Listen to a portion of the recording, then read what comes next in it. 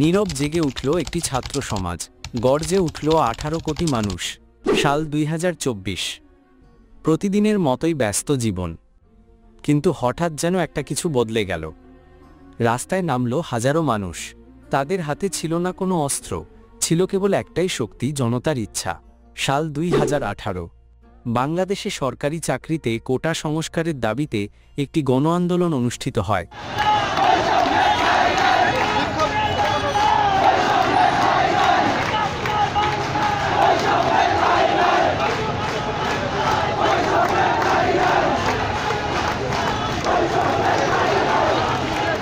যার নেতৃত্বে ছিল সাধারণ ছাত্র অধিকার সংরক্ষণ পরিষদ।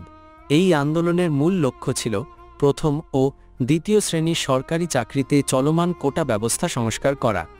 আন্দোলনের ধারাবাহিকতা এবং শিক্ষার্থীদের চাপের মুখে সরকার 46 বছরের পুরনো কোটা ব্যবস্থা বাতিলের ঘোষণা দেয়।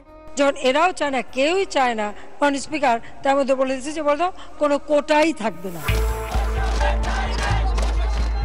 সাল 2021। ওহিদুল ইসলাম সহ মুক্তিযোদ্ধাদের 7 সন্তান এই সিদ্ধান্তকে চ্যালেঞ্জ করে হাইকোর্টে একটি রিট আবেদন করেন। অবশেষে 5 জুন 2024 তারিখে বিচারপতি KM কামরুল কাদের এবং বিচারপতি খিজির হায়াতের হাইকোর্ট বেঞ্চ কোটা ব্যবস্থা বাতিলের সিদ্ধান্তকে অবৈধ ঘোষণা করে। রায় ঘোষণার পরপরই দেশের বিভিন্ন বিশ্ববিদ্যালয়ের শিক্ষার্থীরা এই রায়ের বিরুদ্ধে বিক্ষোভ শুরু করে। শুরু হয় বৈষম্য বিরোধী ছাত্র আন্দোলন। জনতার সমর্থন। বছরের পর বছর ধরে অন্যায়, দুর্নীতি আর অবিচার দেখে দেখে সাধারণ মানুষ ক্লান্ত হয়ে পড়েছিল। এক একটা খবর, এক একটা অন্যায় তাদের বুকের ভিতরে আগুন জ্বালিয়ে দিয়েছিল। সরকারের অসহনীয় কর্মকাণ্ড জনগণ যেন কিছুতেই আর মেনে নিতে পারছিল না। পরিবর্তনের হাতছানি জনতা হাতছাড়া করতে চায় না। একদিন কেউ ফেসবুকে একটা ভিডিও পোস্ট করল, আর না, এবার সময় এসেছে জেগে ওঠার। তাতেই যেন আগুনে ঘি পড়ল। দ্রুত ছড়িয়ে পড়ল এই আহ্বান, এই দেশ আমাদের, এবার দেশ বাঁচাবো আমরা।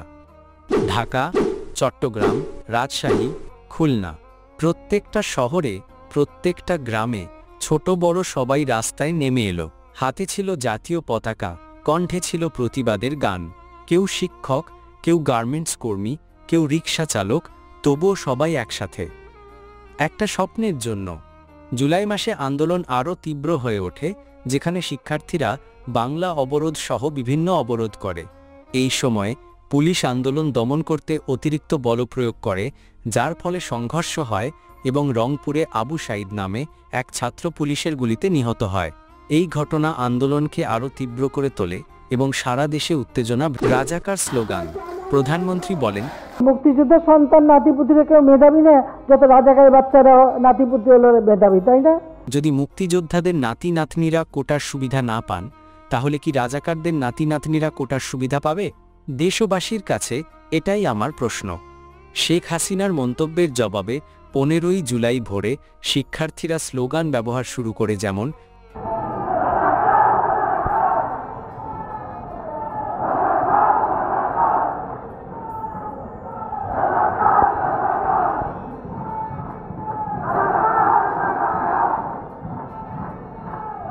ইন্টারনেট বিভ্রাট। এই আন্দোলন যাতে দেশব্যাপী ছড়িয়ে না পড়ে, তার জন্য সরকার সারা দেশে ইন্টারনেট বন্ধ রাখার নির্দেশ দেয়।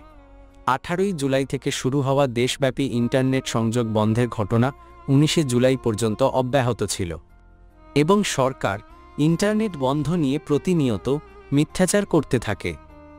এতে জনগণের মনে ক্ষোভ জমতে থাকে। রাষ্ট্রযন্ত্র ব্যবহার করে সরকারের পক্ষ থেকে নির্মম নির্যাতন ও হত্যাযজ্ঞ শুরু হলে বাংলাদেশের অধিকাংশ জনগণ ছাত্রদের আন্দোলনের সাথে সামিল হতে থাকে। শুরুতে ছাত্রদের বিভিন্ন দাবি থাকলেও পরবর্তীতে সরকার পতনের এক দাবিতে পরিণত হয়। জুলাই মাসের গণহত্যা হিসাবে পরিচিত এই গণহত্যা উল্লেখযোগ্য সমালোচনার জন্ম দেয়। দেশ বিদেশে বাংলাদেশের বৈষম্য বিরোধী ছাত্র আন্দোলনকারীদের পক্ষ নিয়ে বিভিন্ন শ্রেণীর মানুষ সমর্থন করতে থাকে এবং সরকারের সমালোচনা করে। দেশ বিদেশে বিবৃতি আসতে থাকে। অনলাইন অ্যাক্টিভিস্টরা ছাত্রদের দিক নির্দেশনা দিতে অব্যাহত রাখে। আগস্ট 2024 সালের আগস্টের প্রথম দিকে এই অস্থিরতার ফলে উল্লেখযোগ্য সংখ্যক নিহতের ঘটনা ঘটে।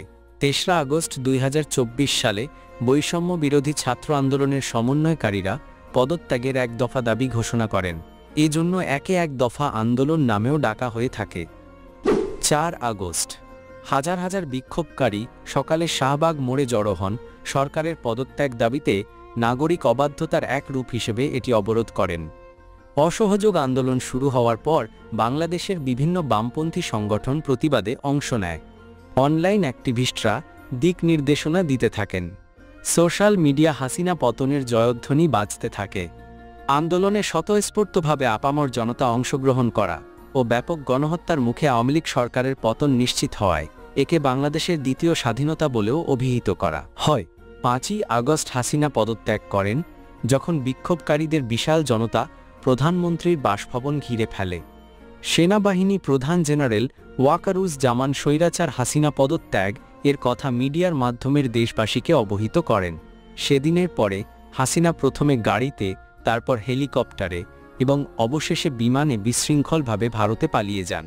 তিনি কোনো পদত্যাগপত্র না দিয়েই চলে যান। এটা ছিল শুধু একটি আন্দোলন নয়, এটা ছিল একটি জাতির নতুন করে জেগে ওঠার গল্প। এই ইতিহাস লিখে গেল সাধারণ ছাত্র জনতা, কারণ তারা জানে যেখানে ভয় নেই সেখানেই মুক্তি। অন্তর্বর্তীকালীন সরকার গঠন। প্রধানমন্ত্রী শেখ হাসিনা পদত্যাগ করে ভারতে পালিয়ে যাওয়ার পর বাংলাদেশের সেনাপ্রধান ওয়াকারুজ্জামান 5 আগস্ট 2024 তারিখে ঘোষণা করেন যে দেশে একটি অন্তর্বর্তীকালীন সরকার গঠিত হবে। 8 আগস্ট 2024 তারিখে মোহাম্মদ ইউনূস ঢাকার বঙ্গভবনে রাষ্ট্রপতি মোহাম্মদ শাহাবুদ্দিনের উপস্থিতিতে বাংলাদেশের অন্তর্বর্তীকালীন সরকারের প্রধান উপদেষ্টা হিসেবে শপথ গ্রহণ করেন। শুরু হয় নোবেলজয়ী মোহাম্মদ ইউনূসের হাত ধরে দ্বিতীয় বাংলাদেশের যাত্রা।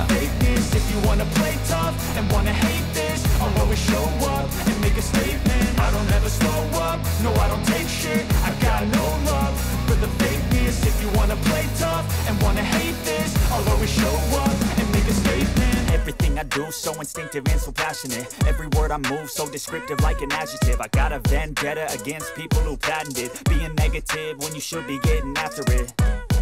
I got facts over tracks, this and that. Spitting slow, spitting fast. I could roast, I could gas, think I'm okay at last.